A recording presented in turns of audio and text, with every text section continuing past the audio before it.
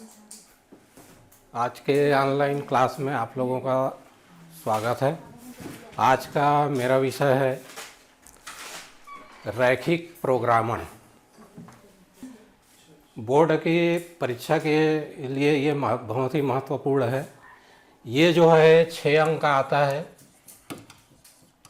और इसमें आपको कोई भी ऑप्शन नहीं मिलेगा, ये अनिवार्य है। इसमें अथवा आपको नहीं मिलेगा, अथवा इसमें नहीं रहेगा। इसमें आपको इसको बनाना जो है आवश्यक है। तो 6 अंक की इसमें और है, ये बहुत ही सरल, तो इसको हम आसानी से बना सकते हैं।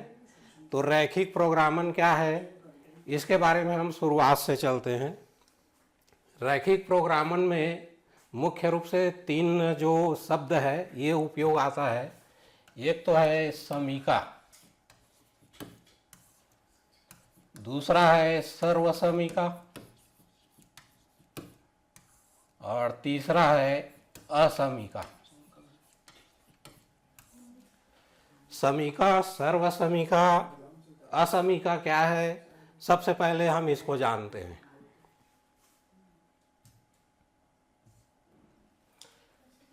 समीका,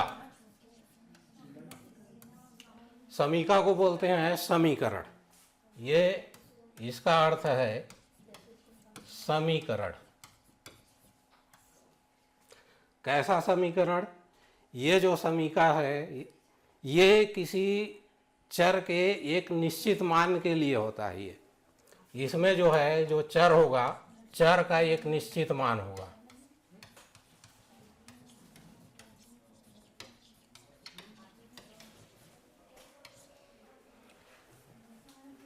इसके आगे चलते हैं समीका, अब इसे उदाहरण से समझेंगे इसको।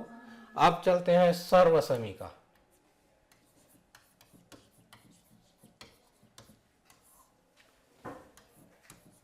सर्वसमीका जो है ये भी एक समीकरण है, लेकिन इसमें चर का कोई निश्चित मान नहीं होता, बल्कि इसके चर के एक से अधिक मान होते हैं।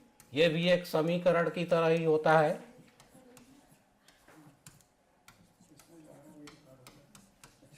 समीकरण के जैसा ही होता है ये भी, और इसमें जो चर होंगे, चर के एक से अधिक मान होंगे।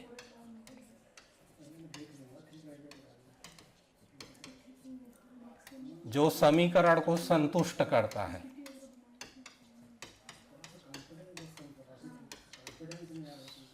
संतुष्ट करता है। अभी देखेंगे समीकरण, सर्वसमीका, समीका।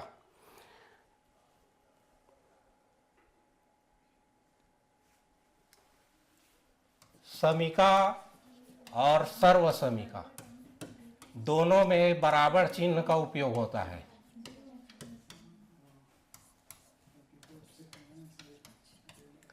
समीका और सर्वसमीका जो होंगे उसमें बराबर चिन्ह का उपयोग होता है, और असमीका में बराबर के साथ छोटा है या बड़ा है इस चिन्ह का उपयोग होता है। जैसे यहाँ पर देखेंगे तो ये बराबर का चिन्ह भी है और साथ ही ये ग्रेटर का मतलब बड़ा का चिन्ह भी है। साथ ही साथ ये ऐसा भी हो सकता है, छोटा का चिन्ह भी हो सकता है और बराबर का चिन्ह। साथ ही साथ इसमें केवल बड़ा का चिन्ह या छोटा का चिन्ह जो भी चर लेंगे उसके हिसाब से ये चिन्ह होगा असमीका में।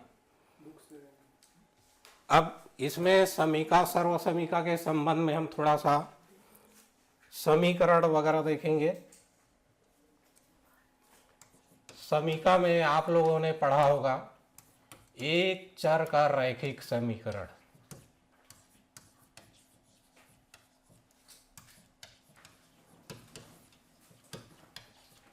एक चर का रैखिक समीकरण जैसे 3x धन 2 बराबर 5। यहाँ पर ये जो है एक समीका है, ये एक चर का समीका है। 3x धन 2 बराबर 5। अब इसको हम हल करेंगे तो ये आएगा 3x बराबर 5 ऋण 2 बराबर 3, तो x बराबर 3/3 बराबर 1।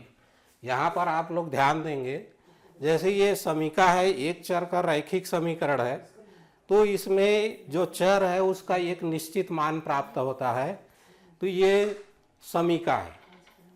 इसी प्रकार से वर्ग समीकरण,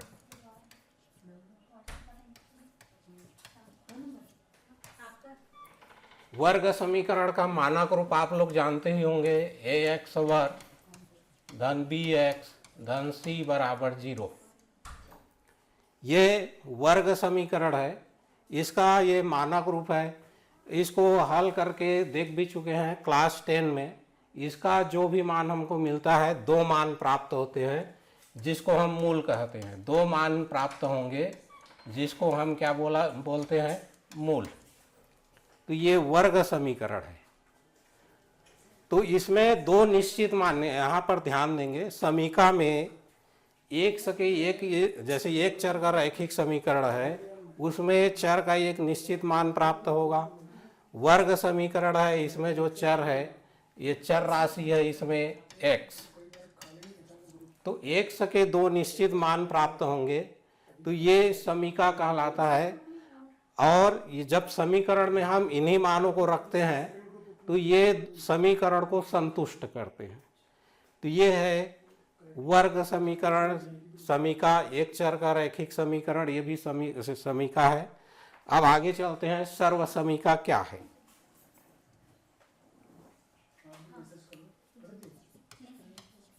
सर्व समीका, तो सर्व समीका जो है ये चर के एक से अधिक मानों के लिए सत्य होता है। ये चर के एक से अधिक मान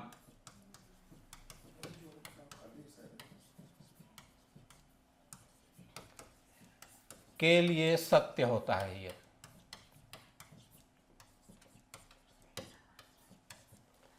तो जैसे बीजगणित में भी सर्व समीका होता है जिसको हम सूत्र के रूप में उपयोग करते हैं। जैसे बीजगणित में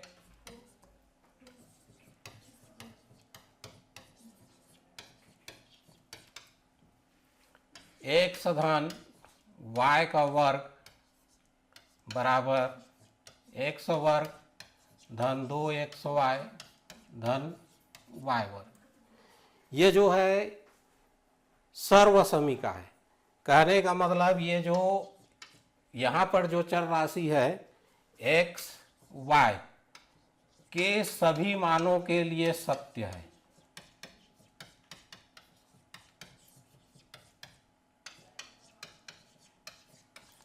मतलब यहाँ पर x और y के एक से अधिक मान होंगे और x और y का जितने भी मान रखेंगे ये पूरे इसको जो समीकरण है उसको संतुष्ट करेगा, दोनों पक्ष को, बायां पक्ष और दायां पक्ष को संतुष्ट करेगा।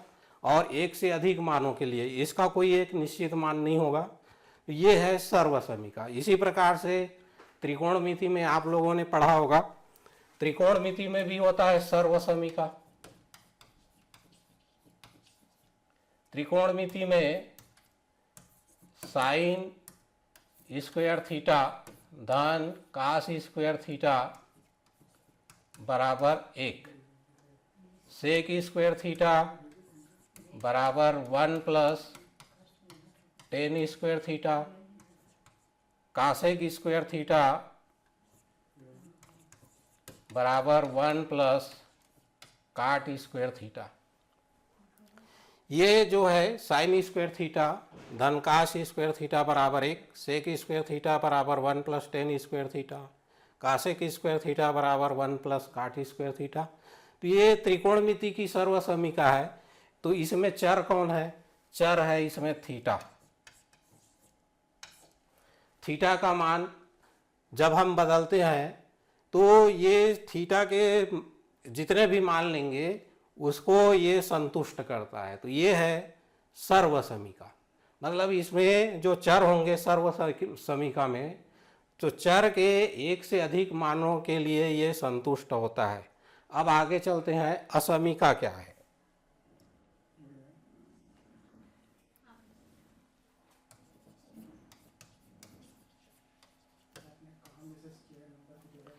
असमीका का रूप अभी जैसे हम यहाँ पर एक लिख रहे हैं, 3x धन 2y बड़ा है या बराबर है 0 से। यहाँ पर ये ध्यान देंगे, 2x धन 3x धन 2y बड़ा या बराबर है 0 से, ये है असमीका। यहाँ पर जो चिन्ह है, यहाँ पर बराबर के साथ साथ बड़ा का चिन्ह भी लगा है, 0 से बड़ा है या 0 के बराबर है, तो ये असमीका है। तो यहाँ पर हम रैखिक प्रोग्रामन में इसी को देखेंगे कि इसमें जो हल होता है, हल कैसे ज्ञात करते हैं। और अभी जैसे मैंने बताया कि ये इस 6 अंक का एक क्वेश्चन आएगा आपका, और इसमें आपको चयन के लिए कोई मौका नहीं मिलेगा। आपको ये प्रश्न जो है किसी भी हालत में बनाने ही है, और कोई कठिन नहीं है ये प्रश्न। आपको इसको अच्छे से बनाना है, कैसे बनाना है अभी ध्यान इसमें बताएंगे।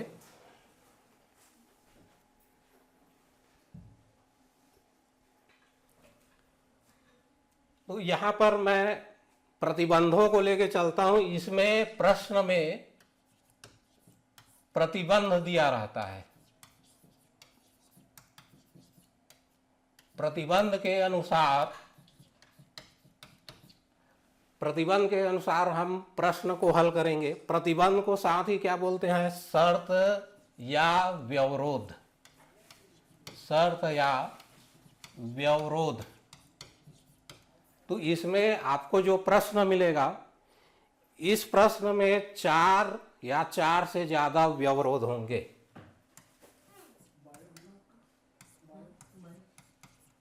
इसमें जो है 4 या 4 से अधिक व्यवरोध होंगे। इन व्यवरोध के अंतर्गत ही हमको जो रैखिक प्रोग्रामन है उसकी समस्या को हल करना है। तो 4 या 4 से अधिक व्यवरोध होंगे, तो 2 व्यवरोध जो है आसान होता है, और 2 व्यवरोध जो है उसको हल करना है, 2 या 2 से अधिक व्यवरोध है उसको हल करना रहता है। तो सबसे पहले 2 आसान व्यवरोध क्या है उसको हम देखते हैं। व्यवरोध है, आप इसको हल करेंगे तो इसके लिए जरूरी है ग्राफ। ग्राफ विधि का इसमें उपयोग करेंगे। ग्राफ विधि से इन प्रश्नों को हल करना है। तो ग्राफ विधि के लिए अब आगे बढ़ते हैं, इसमें प्रश्न लेते हैं। अब व्यवरोध जो है, जितने भी प्रश्न मिलेगा उसमें दो व्यवरोध जो है इस प्रकार से आपको मिलेगा। x बड़ा या बराबर है 0 से, और y बड़ा है या बराबर है 0 से। ये 2 व्यवरोध जो है आपको सभी प्रश्नों में मिलेगा, कॉमन रहेगा। तो ये 2 व्यवरोध, इनका ग्राफ में हल कैसे होगा, तो अभी अब ग्राफ देखते हैं। जैसे ये ग्राफ बना रहा हूं मैं, ये ग्राफ है। तो इसमें ये जो ऊर्ध्वाधर जो अक्ष होता है, इसमें हम लेते हैं y अक्ष, और क्षैतिज अक्ष लेते हैं x अक्ष, और जो मध्य बिंदु होगा, कटान बिंदु, इसको लिखते हैं मूल बिंदु O। मूल बिंदु O जो है 0 0 होता है, और साथ ही साथ जब ग्राफ बनाते हैं तो 1-1 सेंटीमीटर के अंतराल पे हम मार्किंग करते हैं दोनों। तो दायां ओर धनात्मक होता है, बायां ओर ऋणात्मक होता है। इसी प्रकार से y अक्ष में ऊपर की दिशा में धनात्मक होगा, और नीचे की दिशा में ऋणात्मक होगा। अब इन व्यवरोध को देखना है। व्यवरोध जो है x जो है 0 से बड़ा या 0 के बराबर है, दोनों है। 0 से बड़ा होना चाहिए x का मान, या 0 के बराबर। तो जो द्विविमीय ज्यामिति है जो आपने 10वीं में पढ़ा है कि x बराबर 0 कहाँ पे होता है, y अक्ष में। ये जो y अक्ष है इसमें x बराबर 0 होता है, ये x बराबर 0 का x बराबर 0 की रेखा है। अब 0 से बड़ा, 0 से बड़ा देखेंगे तो ये जो है रेखाओं को दर्शाता है, तो 0 से बड़ा यहाँ पर ध्यान देंगे ये 1 है, तो ये 1 की रेखा है। उसके बाद आगे बढ़ेंगे 0 से बड़ा तो ये 2 की रेखा है, और ये 3 की रेखा है, ये 4 की रेखा है। मतलब इधर जो x धनात्मक है तो धनात्मक अक्ष की ओर जाना है 0 से आगे। 0 कहाँ पे होता है, y अक्ष में x 0 होता है, तो x बराबर 0 लिए और धनात्मक दिशा में हम गए x अक्ष में 1 2 3 4। तो ये जब हम इसको दर्शाएंगे तो यहाँ पर हम लिख सकते हैं, ये जो है साइड में इसको लिखेंगे x 0 से बड़ा या 0 के बराबर है। तो हमारा यहाँ पर हम जो पहला व्यवरोध है इसको बना लिए। हमको इसमें देखना क्या है कि उभयनिष्ठ क्षेत्र देखना है दोनों का, x 0 से बड़ा या बराबर है, y 0 से बड़ा या बराबर है, तो इसका उभयनिष्ठ क्षेत्र इसमें आता कहाँ है। अब यहाँ पर ध्यान देंगे, अब y वाले में चलते हैं। x 0 से बड़ा या बराबर है, ये हो गया। y 0 से बड़ा या बराबर, तो y 0 कहाँ पे होता है, x अक्ष में y 0 होता है, ये y 0 हो गया।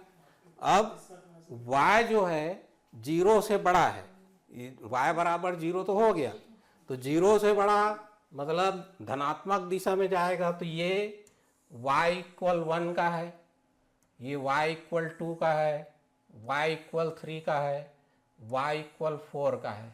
तो यहाँ पर हम इसमें तीर का निशान लगा देते हैं। तो ये जो दिशा है, यहाँ पर ये जो तीर की दिशा है ये दर्शाता है y 0 से बड़ा है और 0 के बराबर है। तो हम यहाँ पर दोनों को देखेंगे तो इसमें जो दो व्यवरोध का जो उभयनिष्ठ क्षेत्र है ये हिस्सा है, जहाँ पर इसको हम बोलते हैं प्रथम चतुर्थांश। जो द्विविमीय ज्यामिति है इसमें आप लोगों ने पढ़ा होगा कि ये प्रथम चतुर्थांश कहलाता है, जिसमें x और y दोनों धनात्मक होते हैं। यहाँ पर x और y दोनों जो निर्देशांक है ये धनात्मक होते हैं, और इसी में ये जो प्रथम चतुर्थांश है इसी में ये x 0 से बड़ा या बराबर है, y 0 से बड़ा है या बराबर है, ये दोनों व्यवरोध का क्षेत्र हमको कहाँ मिलेगा, प्रथम चतुर्थांश में। तो हम जो भी रैखिक प्रोग्रामन की समस्या है उसको कहाँ हल करेंगे, इस प्रथम चतुर्थांश में हल करेंगे, न कि द्वितीय तृतीय और चतुर्थ में। यहाँ पे 4 चतुर्थांश होते हैं, ये द्वितीय है, ये तृतीय है और ये चतुर्थ है।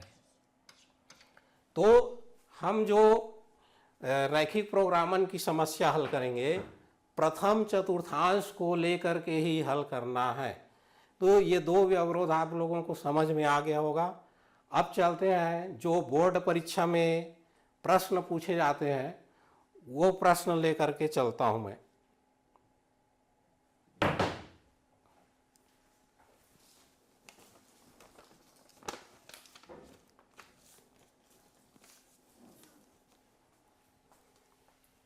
ये क्वेश्चन आया है 2022 में और यही आया है 2019 में। क्वेश्चन है x धन y छोटा या बराबर है 50 से, 3x धन y छोटा है या बराबर है 90 से, x बड़ा है या बराबर है 0 से, y बड़ा है या बराबर है 0 से, तो z बराबर 4x धन y का अधिकतम मान निकालना है।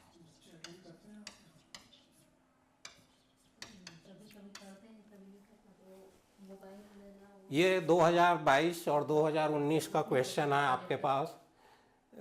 x धन y छोटा है या बराबर है 50 के, 3x धन y छोटा है बराबर है 90 के, x 0 से बड़ा या बराबर है, y 0 से बड़ा है या बराबर है। तो इन व्यवरोधों के अंतर हमको ये जो उद्देश्य फलन है z बराबर 4x धन y, इसका अधिकतम मान हमको ज्ञात करना है। तो इसकी शुरुआत हम कहाँ से करेंगे?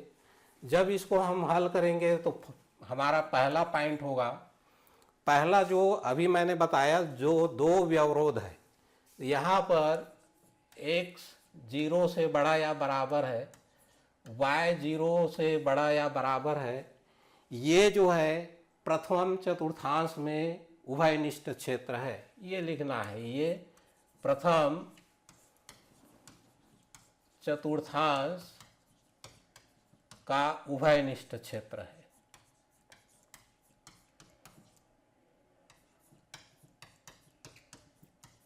ये उभयनिष्ठ क्षेत्र हो गया।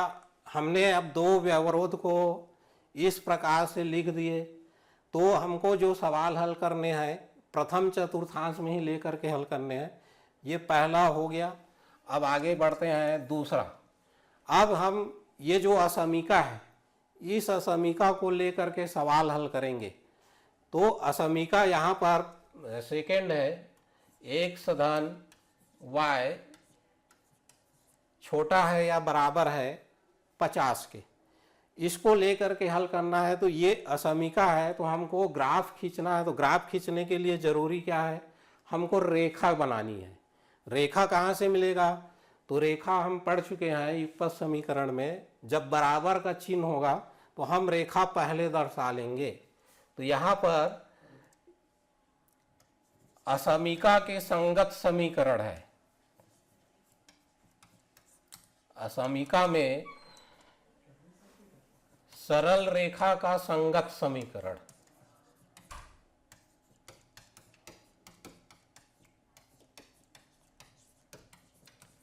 तो यहां पर ध्यान देंगे, ये जो असमीका है x धन y 50 से छोटा या बराबर है, इसमें सरल रेखा का समीकरण हमको लिखना है। तो सरल रेखा का समीकरण बोल रहे हैं, समीकरण में क्या चिन्ह होगा? बराबर का चिन्ह। तो हम इसमें लिखेंगे x धन y बराबर 50। अब हमको करना क्या है? x और y के केवल दो मान हमको ज्ञात करने हैं, और ये भी बहुत आसान है।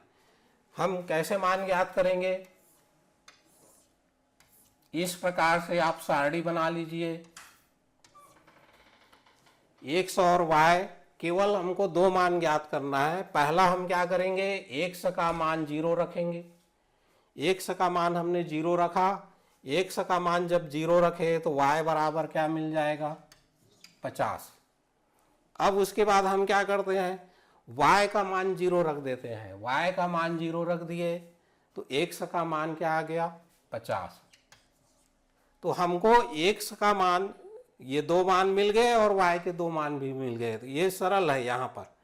अब इसी को आगे, ये हो गया। अब हमको देखना ये है कि ये जो असमीका है, इस असमीका के क्षेत्र में मूल बिंदु 0 0 आता है कि नहीं। यहाँ तक तो हो गया। उसके बाद हम क्या करेंगे? इसका एक ग्राफ भी बनाएंगे और क्षेत्र का निर्धारण करेंगे। क्षेत्र का निर्धारण करने के लिए हम एक परीक्षण बिंदु लेते हैं।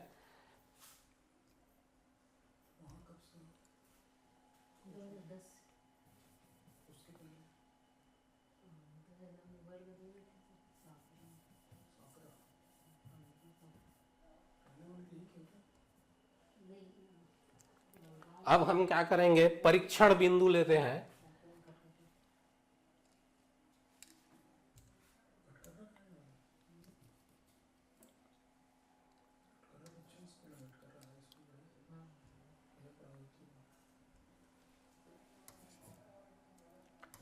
परीक्षण बिंदु 0 0। अब ये परीक्षण बिंदु 0 0 लेंगे। अब देखेंगे कि क्या ये जो है असमीका को संतुष्ट करता है। जैसे अब यहाँ पर मान रखेंगे तो बायां पक्ष जो है, बायां पक्ष में x धन y लिखा है, ये x धन y है। परीक्षण बिंदु लिए हैं 0 0, तो यहाँ पर ये 0 + 0 बराबर 0। तो अब यहाँ पर ध्यान देंगे 0 आया तो ये 50 से छोटा है या बराबर है ये देखना है। तो यहाँ पर ये ध्यान देंगे तो ये है 50 से छोटा है, मतलब ये सत्य है, सत्य है। तो ये परीक्षण बिंदु 0 0 जो है इस असमीका के क्षेत्र में होगा। 0 0 जो है असमीका के क्षेत्र में शामिल होगा।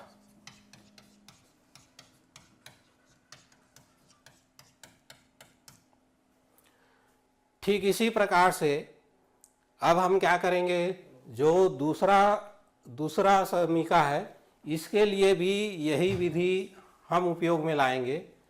तो अब तीसरा नंबर पे ले लेंगे इसको। जैसे मैं ये पहले असमीका का लिख लेता हूं यहाँ पे।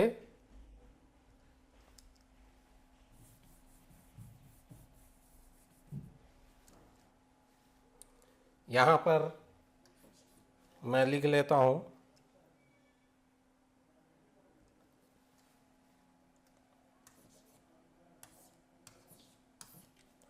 x y का है 0 50 और 50 0। ये हो गया पहले असमीका का, और इसमें 0 0 जो है असमीका के क्षेत्र में होगा। अब चलते हैं दूसरी असमीका ले लेते हैं।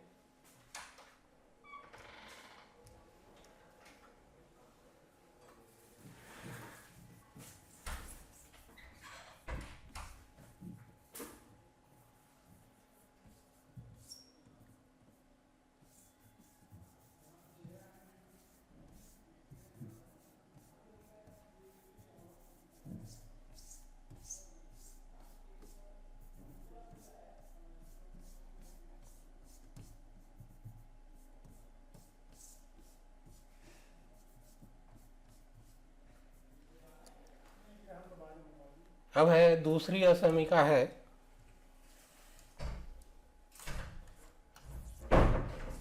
तो इसको नंबर 3 में है। 3x धन y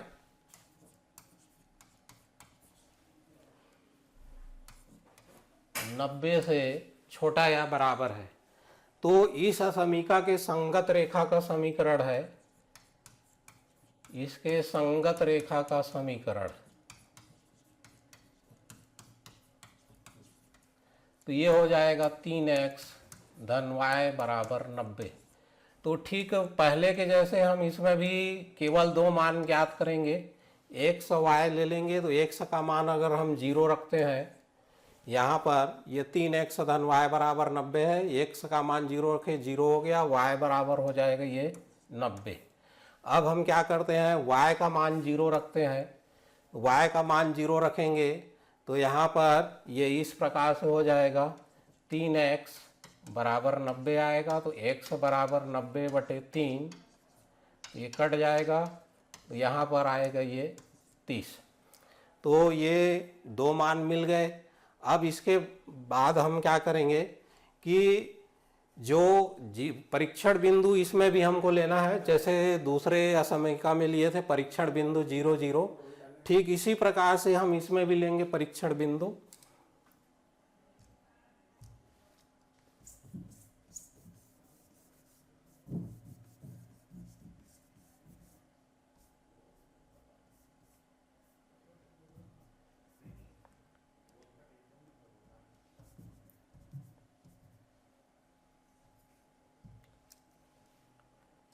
परीक्षण बिंदु 0 0 लेते हैं। अब इसमें भी हम क्या करेंगे, बायां पक्ष जो है ये है 3x धन y। अब यहाँ मान रखेंगे तो ये होगा 3 इंटू 0 प्लस 0, ये हो गया 0। अब इसको भी देखना है कि ये असमीका में ये संतुष्ट करता है कि नहीं। तो ये 90 से छोटा या बराबर दिया है, तो ये 90 से छोटा है, तो ये भी सत्य है। सत्य है मतलब ये जो 0 0 है ये इसके क्षेत्र में होगा, मतलब ये जो 0 0 है ये 3x धन y छोटा है या बराबर है 90 के क्षेत्र में शामिल होगा। अब इसके बाद हम क्या करेंगे कि एक ग्राफ बनाएंगे दोनों असमीका लेकर के, और पहले जो दो अवरोध बताए थे x बड़ा या बराबर 0, y बड़ा या बराबर 0, उसको लेकर के हम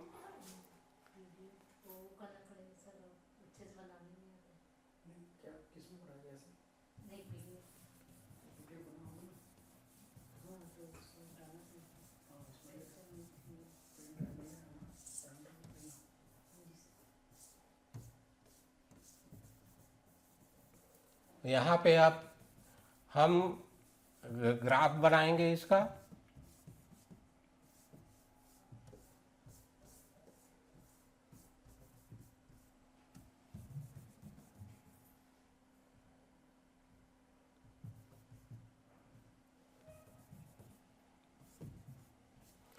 अब ग्राफ बनाएंगे यहाँ पर।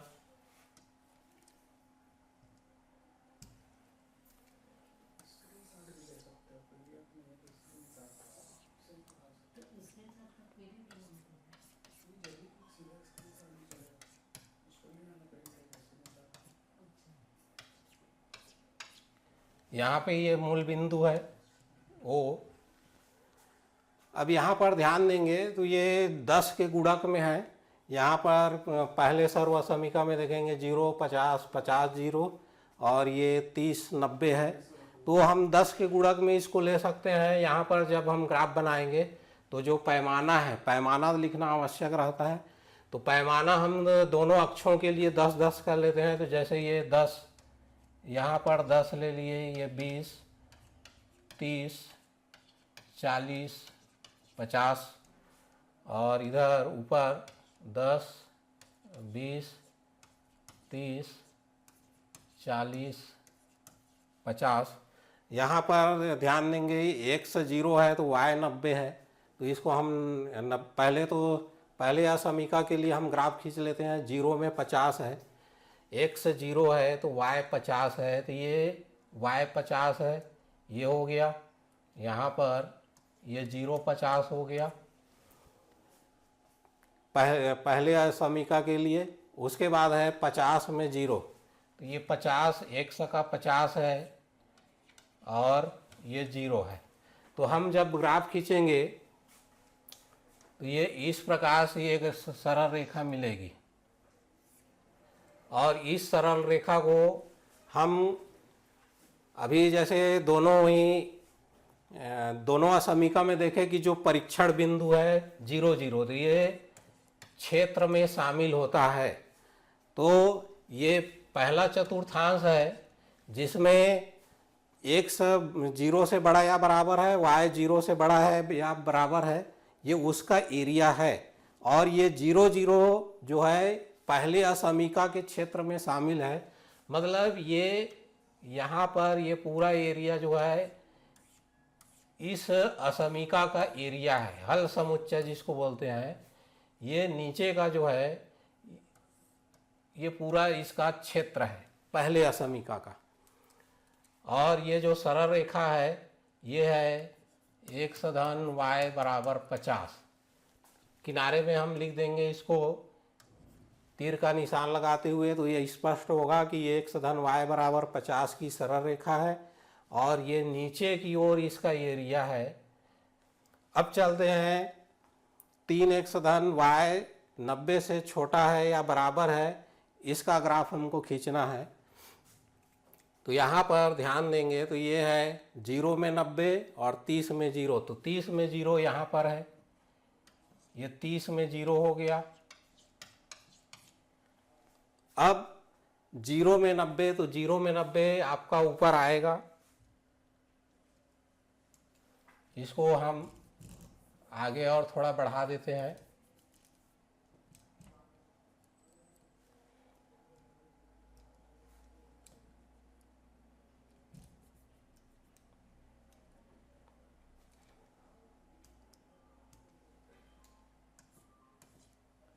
इसको ऊपर की ओर थोड़ा बढ़ा देते हैं।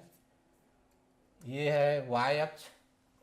अब 60, 70, 80 और 90, तो यहाँ पर ध्यान देंगे x 0 है तो y 90 है, तो यहाँ पर ये है 0 90 है, x 0 है y 90 है, और 30 x 30 है y 0 है, तो यहाँ पर ये 30 0 का बिंदु है, दोनों को मिला देंगे तो इस प्रकार से हमको एक सरल रेखा मिलेगी।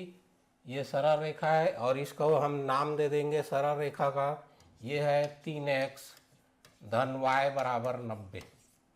अब इसका एरिया जो है उभयनिष्ठ एरिया कौन सा होगा, तो ये अभी जैसे हमने परीक्षण बिंदु लिया, तो परीक्षण बिंदु 0 0 जो है इस असमीका के क्षेत्र में है, मतलब ये पूरा एरिया है इधर।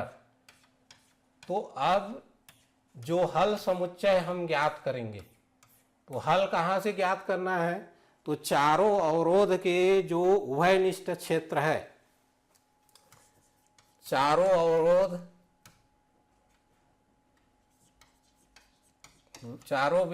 के उभयनिष्ठ क्षेत्र।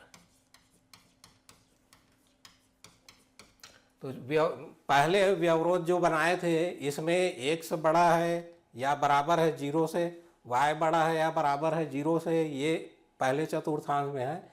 अब ये दोनों का जो उभयनिष्ठ क्षेत्र है कहाँ कहाँ पर है, ये 0 50 पे है, मतलब इसको हम बिंदु से दर्शाएं, मान लेते हैं ये बिंदु A है और दोनों का यहाँ पर दोनों रेखाएं एक दूसरे को आपस में प्रतिच्छेद कर रही है, तो ये यहाँ पर ये बिंदु B है और 30 0 ये है C, और साथ ही साथ ये मूल बिंदु O भी इसमें शामिल है। तो यहाँ पर ध्यान देंगे कि ये जो उभयनिष्ठ क्षेत्र है चारों का, जो चार व्यवरोध है उसका उभयनिष्ठ क्षेत्र, इसमें बिंदु कौन सा है, तो कौन सा बिंदु है, A है। A में ये जो है 0 50 है, उसके बाद O है 0 0, फिर C है 30 0, और एक बिंदु जो है B है।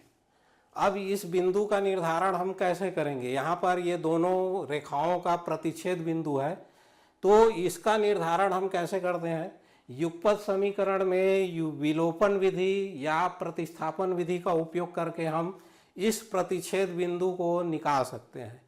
तो इसमें अभी जैसे दो सरल रेखा हमने देखा, B का निर्धारण करेंगे, तो इसके लिए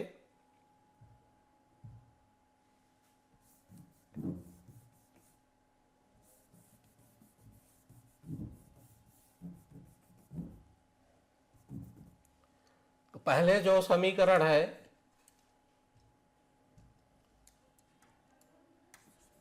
x धन y बराबर 50, जो पहले समीका जो देखे थे x धन y 50 से छोटा या बराबर है, तो उन दोनों, और ये दूसरे का है 3x धन y बराबर 90, तो ये दोनों को हल करेंगे तो जो इनका हल आएगा वही पॉइंट B है, प्रतिच्छेद बिंदु है।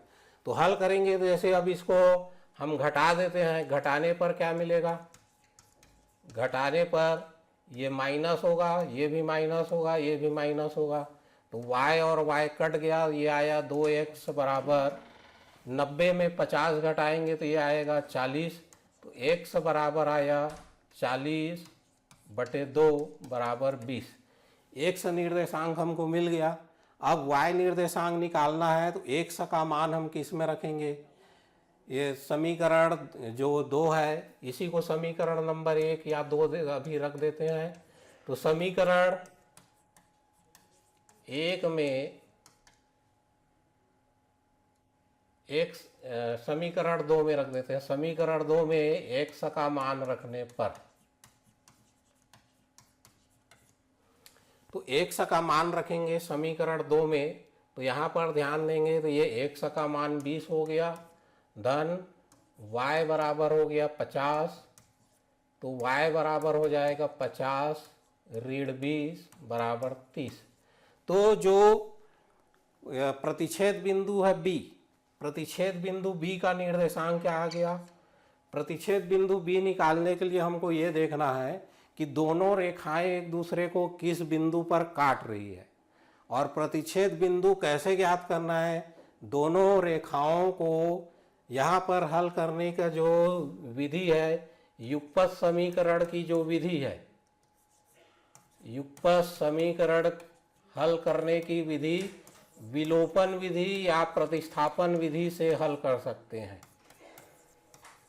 जो 2 विधियां हैं, इससे हम हल करेंगे। तो यहाँ पर जो अभी हमने देखा कि दोनों समीकरण को हल किए तो x और y के मान मिले, तो ये प्रतिच्छेद बिंदु के निर्देशांक है।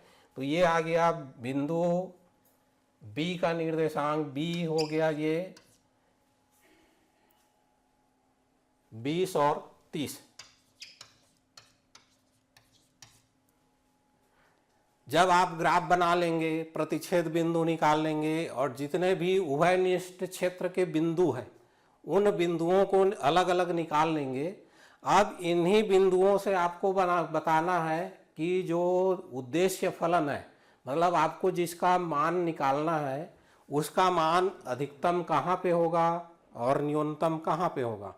तो हम चलते हैं उद्देश्य फलन में हमको जिसका मान निकालना था।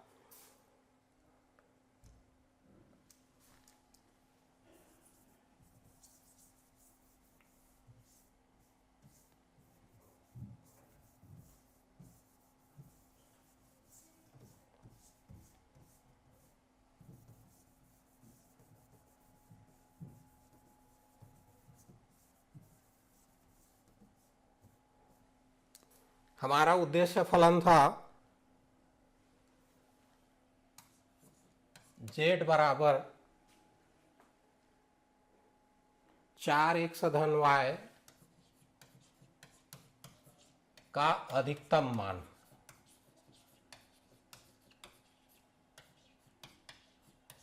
तो इसके लिए हम एक टेबल बना लेते हैं।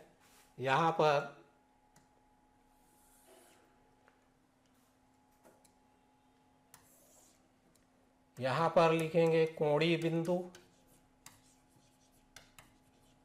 और यहाँ पर मान।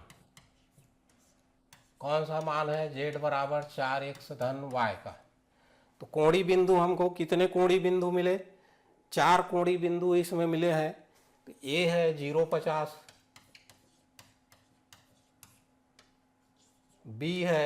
b आया है 20-30, c है 30-0 और o है 0,0। अब हम क्या करेंगे, ये जो मान है ये x और y के मान है, यहाँ पर रख करके हल करेंगे। तो 4x धन y, यहाँ पर इसको लिखेंगे 4 × 0 प्लस 50। तो इसका मान होगा, हल करेंगे तो इसका मान आएगा 50। अब है एक B बिंदु पर 20, x का मान 20, 4 × 20 प्लस 30। तो इसको हल करेंगे तो ये हो गया 80 प्लस 30 बराबर 110। उसके बाद 30 पर हम इसको हल करेंगे तो 4 × 30 प्लस 0, तो ये आएगा 120 प्लस 0 बराबर 120। और 0 0 पर 4 इंटू 0 प्लस 0 इक्वल 0। तो यहाँ पर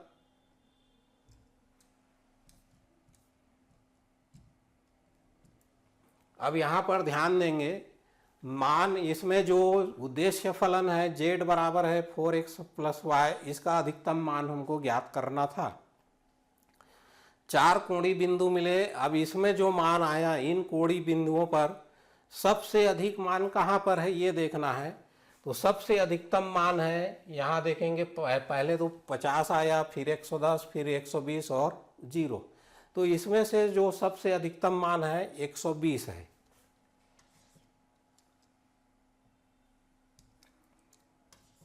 सबसे अधिकतम मान है 120।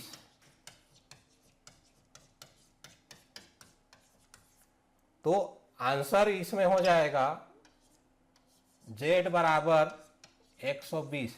ये हमारा उद्देश्य है। तो इस प्रकार से आपको जो रैखिक प्रोग्रामन की समस्या, इसको हल करना है। अभी मैंने जो आपको बताया, ये इसमें 4 व्यवरोध है। तो 2 व्यवरोध तो सभी में कॉमन होते हैं। 2 व्यवरोध ऐसे हैं जिसको सरल रेखा में बदल करके पहले सरल रेखा खींचनी है ग्राफ में, और प्रतिच्छेद बिंदु भी ज्ञात करना है।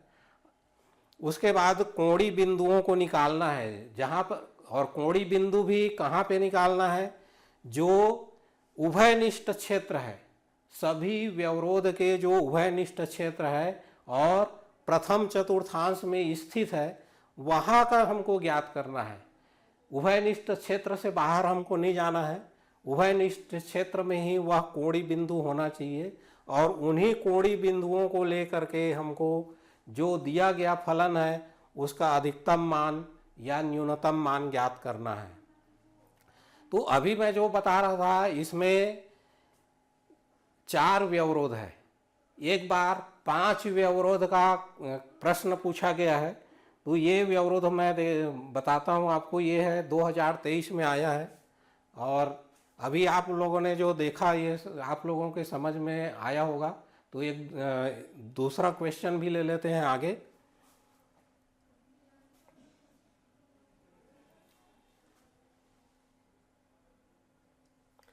अब मैं लेता हूं 5 व्यवरोध का जो प्रश्न है।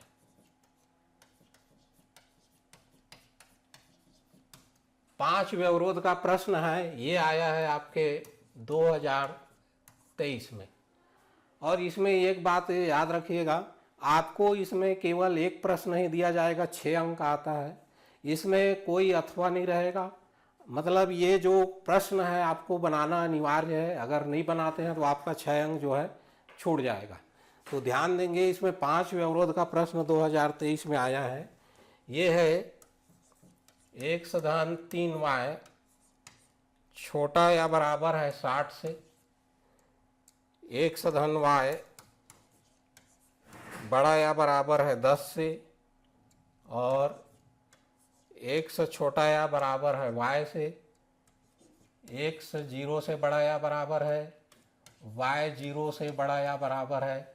तो ये 5 व्यवरोध का प्रश्न है, 2023 का है। तो यहाँ पर भी देखेंगे कि 2 व्यवरोध कॉमन है, मतलब हमको जो प्रश्न हल करने हैं वे प्रथम चतुर्थांश में ही प्रश्न हल करना है। हमको हल करना है तो ये जो 3 व्यवरोध है, तो हल करने का भी जैसे मैंने तरीका बताया, पहला ये जो x 0 से बड़ा या बराबर है, y 0 से बड़ा या बराबर है, ये प्रथम चतुर्थांश का क्षेत्र है। प्रथम चतुर्थांश का क्षेत्र है, ये प्रथम चतुर्थांश का क्षेत्र हो गया। पहला पॉइंट हमारा ये हो गया। अब दूसरा पॉइंट कहाँ से जाना है। अब यहाँ पर हम देखेंगे 1/3y,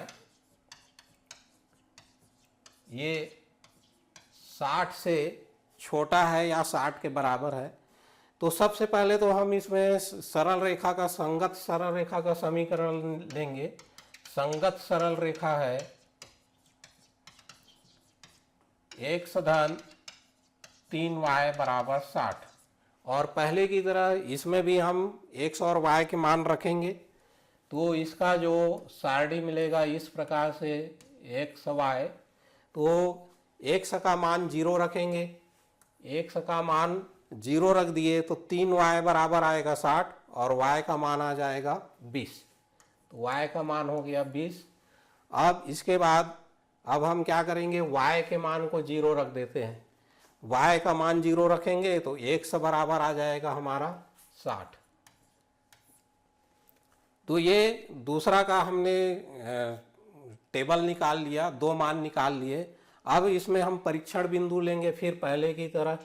तो परीक्षण बिंदु 0 0 लेना है। परीक्षण बिंदु 0 0 लेने पर तो पहले की तरह हमको लेफ्ट हैंड और राइट हैंड बराबर आता है कि नहीं इसको देखना है। तो यहाँ पर इसमें है x धन 3y है, x धन 3y, तो मान रखेंगे तो ये 0 प्लस 3 इंटू 0, तो इसका मान 0 होगा। तो यहाँ पर ध्यान देंगे ये 60 से छोटा है, मतलब सत्य है। ये 60 से छोटा है, ये सत्य है। सत्य है मतलब ये परीक्षण बिंदु 0 0 जो है इसके क्षेत्र में, ये जो समीका है इसके क्षेत्र में शामिल होगा। अब ये दूसरा हो गया। तीसरे में आते हैं। अब यहाँ पर ध्यान देंगे x धन y बड़ा है या बराबर है 10 से। तो इसमें भी हम संगत रेखा का समीकरण लेंगे। संगत रेखा का समीकरण है इसमें x धन y बराबर 10। पहले की तरह इसमें भी हम सारणी निकाल लेंगे। x y के 2 बिंदु हमको प्राप्त करना है सरल रेखा खींचने के लिए। तो x का मान हम 0 रखेंगे तो y बराबर मिलेगा हमको 10, y का मान हम 0 रखेंगे तो x बराबर मिलेगा 10। तो ये हो गया। और इसके बाद इसमें भी हमको परीक्षण बिंदु लेना है।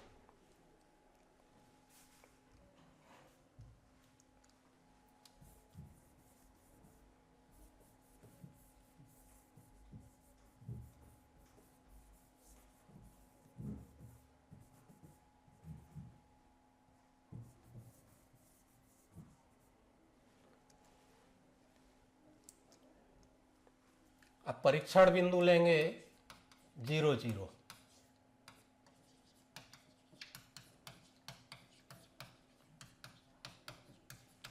तो 0 0 लेंगे तो यहाँ पर हम लेफ्ट हैंड साइड में मान रखेंगे। यहाँ पर है x प्लस y है, x प्लस y, तो 0 प्लस 0 तो ये हो गया 0।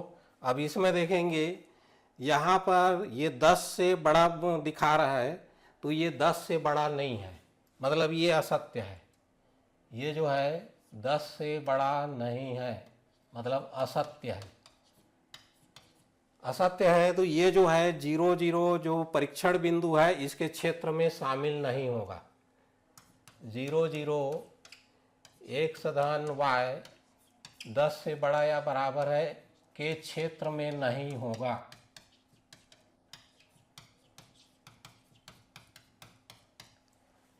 पहले वाला जो है इसमें परीक्षण बिंदु के लिए सत्य है तो ये शामिल होगा, और दूसरे वाला ये जो समीका है इसमें 0 0 रखने पर जो समीका है ये सत्य नहीं आता है तो ये शामिल नहीं होगा। तो अब चलते हैं तीसरा में। तीसरा हमारा सर्व समीका है इस प्रकार से x छोटा या बराबर है y के। तो अब इसमें हम इसको हल करेंगे।